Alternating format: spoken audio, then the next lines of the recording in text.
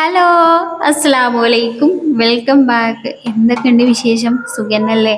അപ്പോൾ ഇന്നത്തെ നമ്മുടെ പുതിയ വീഡിയോയിലേക്ക് എല്ലാവർക്കും സ്വാഗതം. ഇന്ന് ഞാൻ ഒരു മോർണിംഗ് റൊട്ടീനൊക്കെ ആയിട്ടാണ് വന്നിരിക്കുന്നത് കേട്ടോ. അപ്പോൾ രാവിലെ തന്നെ ഒരു 3-4 മുട്ടയൊക്കെ പുഴുങ്ങി വെച്ച് ഞാനൊരു മുട്ട ബജി ഉണ്ടാക്കാനുള്ള തയ്യാറെടുപ്പിലാണ്. ഇന്ന് ഉസ്താദ്മാർക്ക് ചായ കൊടുക്കേണ്ട ദിവസമാണ്. അപ്പോൾ അതുകൊണ്ട് ചായക്ക് പ്രത്യേകിച്ച് കടിയൊന്നും ഞാൻ വാങ്ങിച്ച് വെച്ചിട്ടുണ്ടായില്ല. അപ്പോൾ പിന്നെ വേഗം ഒരു മുട്ട ബജിയൊക്കെ തട്ടിക്കൂട്ടാം എന്ന് വിചാരിച്ച് ഈ ഓയിലിന്റെ ബോട്ടിലിന്റെ എന്താണ് ക്യാപ്പില്ലേ അതിനെ പറ്റി ചോദിച്ചിട്ടുണ്ടേനി അങ്ങനെ ലീക്ക് ആവുന്നുണ്ടോന്ന്. അങ്ങനെ ലീക്ക് ആവുന്ന പ്രശ്നമൊന്നുമില്ല. പിന്നെ തോയിലൊക്കെ തോയിലേ തോനെ ഓയിൽ വേണ്ട അവസ്ഥയിൽ ഞാൻ ഇതിന്റെ ക്യാപ്പ് അങ്ങോട്ട് ഊരിയിട്ടാണ് ഒഴിച്ചു കൊടുക്കും. മുട്ട ബജിയാണ് ഉണ്ടാക്കുന്നത്. അവിടെ കുറച്ച് വിട്ട് ക്യാമറ ഒക്കെ വെക്കണതേക്കാരം എൻ്റെ ക്യാമറ കണ്ണുകൾക്ക് നല്ലത്. അല്ലെങ്കിൽ മുട്ട ബജി ആയതുകൊണ്ട് ആകെ പൊട്ടിത്തെറിച്ച്, അല്ലെങ്കിൽ തന്നെ ഈ മുട്ട ബജി ഉണ്ടാക്കുമ്പോൾ എപ്പോഴെങ്കിലും എനിക്ക് കണ്ണുമല മുഖത്തൊക്കെ ഒരു പാട് വീയൽ പതിവാണ് കേട്ടോ. കാരണം എങ്ങനെ ശ്രദ്ധിച്ചാലും ചിലപ്പോൾ നമ്മളെ തൊള്ള കാട്ടണ നേരത്തെ കാരണം ഒറ്റ പൊട്ടിത്തെറിച്ചില്. ഇന്നെന്തായാലും ഞാൻ ആ പൊട്ടിത്തെറിന്നൊക്കെ ഒന്ന് കഴിച്ചിലായി കിട്ടിയിട്ടുണ്ടേന് കേട്ടോ. ഇന്നിന്റെ മേത്തേക്കൊന്നും വന്നിട്ടുണ്ടായില്ല. ഇങ്ങനത്തെ സംഗതികളൊക്കെ ഉണ്ടാക്കുന്ന സമയത്ത് ഞാൻ ഒരു കഷ്ണം ഉണ്ടല്ലോ, നമ്മൾ ആ തുടക്കണ കൗണ്ടർ ടോപ്പ് കൊടുക്കണ കഷ്ണം ഒന്ന് നനച്ച് കൊണ്ട് നിൽക്കും. എന്നാ പിന്നെ അപ്പപ്പോൾ അവിടെ ഇവിടെ തെറിച്ചിന മാവൊക്കെ അപ്പൊ തന്നെ തുടച്ചെടുക്കുകയാണെങ്കിൽ ഏറ്റവും നല്ലത്. അല്ലെങ്കിൽ പിന്നെ അത് ഞമ്മക്കും തന്നെ ഒരു പണിയാണ്. അത് വരണ്ടി കൂട്ടി എടുക്കുകയൊക്കെ വേണം. അപ്പൊ നമ്മളെ ബജ്ജി റെഡിയായി. ഇനിയിപ്പോ ചായക്കുള്ള വെള്ളം വെച്ചിക്കണം കേട്ടോ. പിന്നെ നമ്മളെ ബ്രേക്ക്ഫാസ്റ്റിനുള്ള പരിപാടികൾ നടക്കുന്നുണ്ട്. അപ്പോൾ കുറച്ച് കാടമുട്ട പുഴുങ്ങാണ്ട്, അപ്പം അതിന് വേണ്ടിയിട്ട് നമ്മളെ എഗ് ബോയിലർ തന്നെ എടുത്തിക്കണം കേട്ടോ. ഞാൻ ഇപ്പം ഈ ബോയിലർ കിട്ടിയതിന് ശേഷം മുട്ട കരി തന്നെയാണ് പുഴുങ്ങിയെടുക്കൽ കേട്ടോ. കാരണം അത് പുഴുങ്ങിയെടുക്കാൻ സുഖമാണ്. നമുക്കത് അവിടെ ഓണാക്കി വെച്ചുകൊടുത്താൽ മതി. അതിൻ്റെ സമയമാകുമ്പോൾ അത് താനെ ഓഫാവും ചെയ്യും. അതിൻ്റെ ലിങ്ക് വേണമെങ്കിൽ ഞാൻ ടാഗ് ചെയ്തിട്ടോ അല്ലെങ്കിൽ ഡിസ്ക്രിപ്ഷനിലോ ഒക്കെ കൊടുക്കാം കേട്ടോ. അതിൻ്റെ വില എത്രയെന്ന് ചോദിച്ചിനി 800-600 ആ ഒരു റേഞ്ചിലാണ് അതിൻ്റെ വില വരുന്നത് കേട്ടോ. ഡെയിലി മുട്ടയൊക്കെ ഉപയോഗിച്ചിടോൾക്ക് നല്ല യൂസ്ഫുൾ ആയിട്ടുള്ള സാധനമാണ്. അത് അവിടെ വെച്ചുകൊണ്ട് ഓണാക്കിയാൽ അത് താനെ അവിടെ ഓഫ് ആയിക്കോളും. അപ്പോൾ അത് ശരിയായി വന്നപ്പോഴത്തേന് നമ്മുടെ ചായക്ക് ഞാനിവിടെ റെഡിയാക്കി എടുത്തിട്ടുണ്ട് കേട്ടോ. ഇനിയിപ്പോൾ അത് ഞാൻ തൂക്കാത്രത്തിലാണ് കൊടുക്കൽ. എൻ്റെ കയ്യിൽ ഫ്ലാസ്ക് ഒന്നുമില്ല. അതുകൊണ്ട് ഞാൻ ഒരു പാകത്തെ ഒരു തൂക്കാത്രമുണ്ട്, ഒരു 3 ഗ്ലാസ്സൊക്കെ കൊള്ളണ ആ ഒരു ഗ്ലാസ് ആ ഒരു തൂക്കാത്രത്തിന് കൊടുക്കും. പിന്നെ നമ്മൾ ചായക്കടിയൊക്കെ ചൂടാറിയതിന് ശേഷം അതും പാത്രത്തിൽ ഇട്ട് കൊടുത്തിട്ടുണ്ടെങ്കിൽ കേട്ടോ. അപ്പോഴേക്കും നമ്മളെ കാടമുട്ടയൊക്കെ എപ്പോഴോ ഓഫായിട്ടുണ്ടായിരുന്നു. ഇനിയിപ്പോൾ അതൊന്ന് തൊലി പൊളിച്ചെടുക്കട്ടെ. ഈ കാടമുട്ടൻ്റെ പരിപാടിയിൽ ഈ തൊലി പൊളിക്കുന്ന പരിപാടിയാണ് ഏറ്റവും പിരാന്ത് പിടിച്ച പണി കേട്ടോ. ഇന്നേരത്ത് മക്കളൊന്നും നീച്ചാത്തതുകൊണ്ട് ഓലാരും കൂടി തന്നില്ല. അല്ലെങ്കിൽ ഓലൊക്കെ എല്ലാവരും കൈയിട്ട് ഓലുണ്ടാവും ഇതൊക്കെ ഒന്ന് തൊലിച്ചെടുക്കാൻ കൂടാന്. ഇന്നിപ്പോ ഞാനിതേ എന്താ ഒന്നുമില്ല. ഇന്നിപ്പോ വിചാരിച്ചിരുന്നത് എന്താ വെച്ചാല് ഉള്ളിയൊക്കെ വാട്ടിയിട്ട് കുറച്ച് റോസ്റ്റ് ഉണ്ടല്ലോ, എഗ് റോസ്റ്റ് പോലൊക്കെ ചെയ്യണം എന്നാണ്. പക്ഷേ എനിക്കതിന് സമയം ഉണ്ടായിട്ടുണ്ടായില്ല. അപ്പോഴത്തേന് കുഞ്ഞുട്ടി നീച്ചത് ഇന്ന് നേരത്തെ പണിക്ക് പോകണം എന്ന് പറഞ്ഞിട്ട് വന്നിട്ടുണ്ടെങ്കിൽ അതിൽ പിന്നെ ഞാൻ ഇതിങ്ങനെ ജസ്റ്റ് ആ ഒരു മസാലയൊക്കെ ഇട്ടിട്ട് എണ്ണയൊക്കെ ഇട്ടിട്ട് ഒന്ന് ഇങ്ങനെ സെറ്റാക്കി എടുത്തിട്ടേ ഉള്ളൂ കേട്ടോ.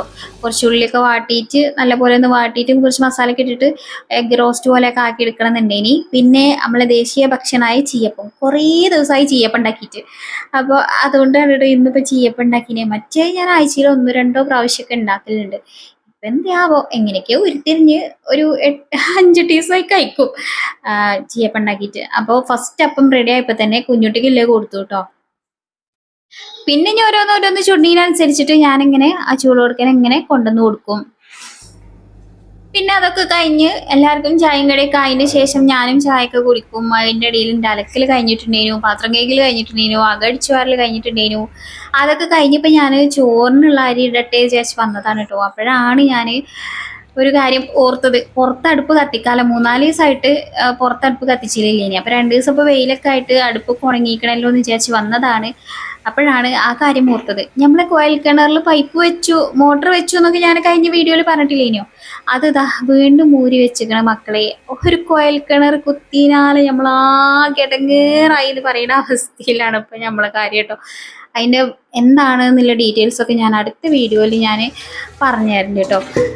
അപ്പം ഞാൻ ഇന്നിപ്പോൾ എന്തായാലും അടുപ്പത്ത് ചോറ് വെക്കൽ നടക്കൂല, ഗ്യാസുമ്മ തന്നെ ഉണ്ടാക്കണം. അപ്പം ഞാൻ വീണ്ടും അകത്തേക്ക് തന്നെ കയറിയിട്ട് ഇന്നിപ്പോൾ ഗ്യാസുമ്മ ചോറൊക്കെ വെക്കട്ടെ കേട്ടോ.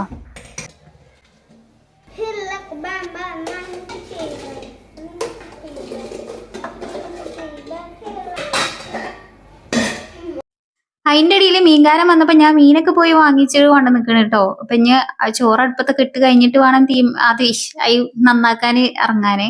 അപ്പോഴത്തേനും ഇവിടെ ഒരുത്തൻ അത് വന്ന് പുണ്ണോക്കുന്നുണ്ട്. അതിന്റെ തലക്ക് എത്ര മണ്ണുണ്ട്, വാലിന് എത്ര നീളുണ്ട്, കൊമ്പിന് എത്ര ഇതുണ്ട് എന്നൊക്കെ ഉള്ളത്. മിക്കവാറും അതിന്റെ പള്ളയൊക്കെ പീക്കി പൊട്ടിച്ച് എനിക്ക് നന്നാക്കാൻ പറ്റാത്ത കോലത്തിലാകും.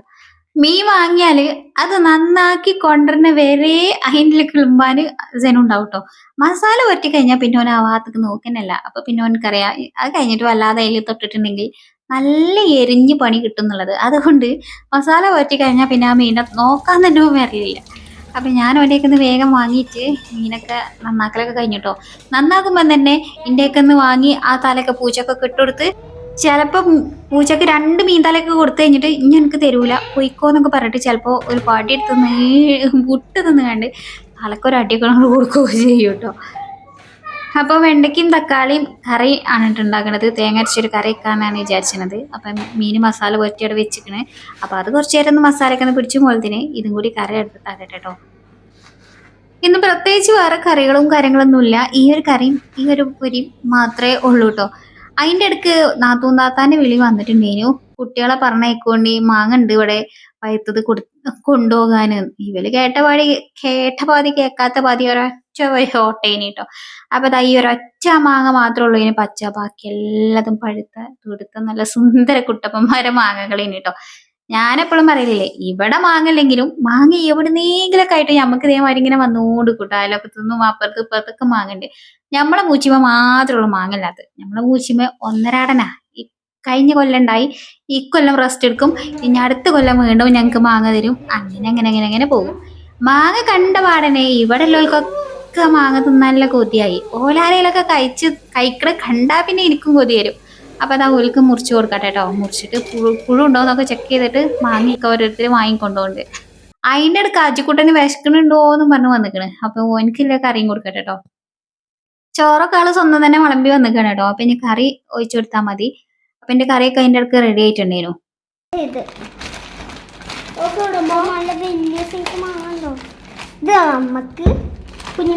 വീട്ടിലില്ല വാങ്ങേ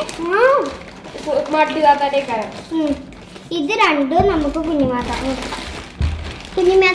കൊടുക്കണം പറഞ്ഞു.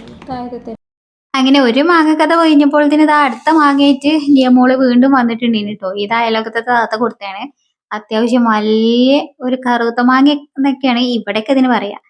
അങ്ങനെ മാങ്ങയൊക്കെ കിട്ടി എല്ലാതും എടുത്ത് വെച്ചതിന് ശേഷം നമുക്ക് ക്ലീനിങ് പരിപാടി കുറച്ചുണ്ട്.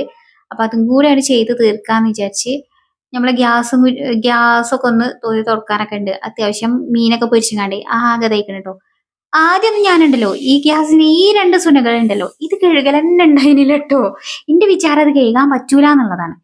ഇപ്പൊ ഞാനത് കഴുകലൊക്കെ ഉണ്ടേ. പക്ഷേ ഇപ്പിന്റെ ഈ സാധനത്തിന്റെ അവസ്ഥ എന്താണെന്ന് വെച്ചാൽ നമ്മള് കരി ഉണ്ടല്ലോ അടുപ്പത്തെ കരി കൊടുക്കേണ്ട മൂട്ടത്തെ മാതിരി ഇതിമെന്ന് ഇങ്ങനെ ഇങ്ങനെ ഇങ്ങനെ കരി ഇങ്ങനെ പോരുട്ടോ. ഇതിപ്പോ ഞാൻ ആഴ്ചയിൽ ഒരു ദിവസമെങ്കിലും നല്ലോണം തേച്ചുരച്ച് കഴിക്കലുണ്ട്. ഡെയിലി ഒന്നും തേച്ചുരക്കലൊന്നും ഇല്ലെങ്കിലും ഈ 2 സാധനങ്ങൾ കേട്ടോ. അപ്പൊ അത് ഇടയ്ക്ക് ഞാൻ തേച്ചുരച്ച് ഇതാക്കലൊക്കെ ഉണ്ട്. അത് തേച്ചുരക്കുമ്പോ ഈ ഒരു ഗ്യാസുമ്മ വെക്കണ സാധനങ്ങൾക്ക് കുടുക്കന്റെ കടിയിൽ കരി ഉണ്ടല്ലോ ആ ഒരു സംഗതി വല്ലാതെ ആകലൊന്നുമില്ല. അതേപോലെ തന്നെ ഫ്ലെയിം ചിലപ്പോൾ കളർ മാറി മഞ്ഞ തീയൊക്കെ വരുമല്ലോ, അങ്ങനത്തെ ഇതൊക്കെ ഇല്ലാതെ ഇരിക്കണ്. പക്ഷെ എന്നാലും ഇടയ്ക്ക് ഇങ്ങനെ കരിയൊക്കെ വരും. എനിക്ക് തോന്നുന്നുണ്ട് കുറെ വർഷങ്ങൾ യൂസ് ചെയ്തതാകുമ്പോൾ കുറെ കഴിയുമ്പോൾ ഇങ്ങനെ ഇങ്ങനെ ഇങ്ങനെ ഓരോരോരോരോ സാധനങ്ങളൊക്കെ ഇങ്ങനെ കേടന്ന് വരൂലേ, അങ്ങനെ കേടന്ന് വരേ കാരണം ഞാനൊരു തല ഇങ്ങനെ ക്ലീനാക്കി ഇങ്ങനെ വരുമ്പോ ഒരു തല ഇങ്ങനെ പരത്തി വരിക അവിടെ അല്ലോല്. അപ്പൊ ഞാൻ എനിക്ക് കീറടിച്ചിട്ട് എന്താ കട്ടി വെച്ചാല് ഞാൻ പറഞ്ഞു അവിടെ പരത്തി പോലെ തന്നെ അവിടെ ക്ലീൻ ആക്കണം എന്നുള്ളത്. ഇവിടെ ഇരുന്ന് മാങ്ങയൊക്കെ ചെത്തിയിട്ടേ ആകെ മിറ്റത്ത് കൂടെ മുഴുവനാക്കിക്കേനി കേട്ടോ. ഞാൻ ഒരുവിധം അവിടെയൊക്കെ ക്ലീൻ ആക്കി വിട്ടതേനി. അതിൽ പിന്നെ ഞാൻ പറഞ്ഞ് ഒന്നും നോക്കണ്ട, ക്ലീൻ ആക്കിക്കൂടും, പരത്തി പോലെ തന്നെ ക്ലീൻ ആക്കാന്ന് പറഞ്ഞിട്ട് ഇതുപോലെ കുറവായി.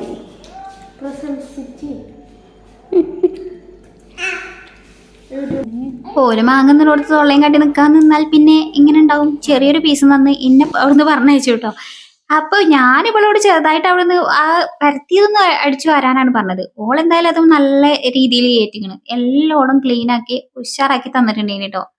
ഇങ്ങള് കുറെ സാമഗ്രികളൊക്കെ ഇവിടെ വലിച്ചു വാരി കൂട്ടിയിട്ടിട്ട് എനിക്ക് കളിക്കാനുള്ള സ്ഥലമില്ല എന്ന് പറഞ്ഞിട്ടാണ് ഉള്ള സാധനങ്ങളൊക്കെ നുള്ളിപ്പൊറുക്കി ഓള് കളിക്കാനുള്ള സ്ഥലം അന്വേഷിച്ച് നടക്കണം കേട്ടോ മുറ്റത്ത് കൂടെ. അപ്പൊ നമ്മുടെ ഒരുവിധം പണികളൊക്കെ കഴിഞ്ഞു. ഇനി ഒന്ന് തുടക്കലും കൂടി കഴിഞ്ഞാല് ഏകദേശം നമ്മളെ ഇന്നത്തെ പണിയൊക്കെ കഴിയും കേട്ടോ. ഈ തുടക്കണ സമയത്ത് ഒരു ആശ്വാസം, ഇതും കൂടി കഴിഞ്ഞാൽ ഏകദേശം പണിയൊക്കെ തീർന്നല്ലോ എന്നുള്ളത്. രാവിലത്തെ നമ്മള് ബെഡ്ഷീറ്റ് വിരിയൊന്നും നടന്നിട്ടുണ്ടായിരുന്നില്ല. ഞാൻ ബെഡ്ഷീറ്റ് വിരിക്കാൻ സമയത്ത് ജനിക്കുട്ടന് ഇവിടെ ഭയങ്കര ചാടിക്കളി. ബെഡ് ആദ്യമായിട്ട് കാണുന്ന പോലത്തെ ഒക്കെ കാട്ടല്. അപ്പൊ പിന്നെ ഞാൻ ബെഡ്ഷീറ്റ് എന്നാ പിന്നെ വിരിക്കാന്ന് വിചാരിച്ചിട്ട് അതവിടെ വെച്ചിട്ട് പോയി കഴിഞ്ഞിട്ടോ. അപ്പൊ ഇനി എല്ലാം കഴിഞ്ഞു, ബെഡ്ഷീറ്റ് ഒക്കെ ഒന്ന് വിരിച്ച് റെഡിയാക്കട്ടെ. ഉച്ചക്ക് ഇനി ചെങ്ങായിക്ക് ഇവിടെ കിടന്ന് ഉറങ്ങാനൊക്കെ ഉള്ളതാണ്. പിന്നെ വിശപ്പ് ആവോളുണ്ട്. അപ്പൊ ഇനി ഇതും കൂടി കഴിഞ്ഞിട്ട് വേഗം പോയിട്ട് ഫുഡ് കഴിക്കട്ടെ കേട്ടോ. അപ്പൊ നമ്മളെ വെണ്ടയ്ക്കും തക്കാളിയും കറിയും മീൻ പൊരിച്ചതും അച്ചാറും ഒക്കെ കൂട്ടിയിട്ടാണ് ഇന്നത്തെ ഊണ് കഴിട്ടോ. ഇന്നിപ്പോ നല്ല രസത്തിൽ ചൊറുക്കിനെ അറേഞ്ച് ചെയ്തിട്ട് കഴിക്കാനുള്ള ഒരു മൂഡൊന്നുമില്ല. പിന്നെ നല്ല വിശപ്പുണ്ട്. അപ്പൊ ഇന്നത്തെ വീഡിയോ ഇത്രേ ഉള്ളൂ കേട്ടോ. വീണ്ടും നല്ല അടിപൊളിയായിട്ടുള്ള വീഡിയോസ് ഒക്കെ ആയിട്ട് ഇൻഷാ അള്ളാ വരാം. അസ്സലാമു അലൈക്കും. Bye bye.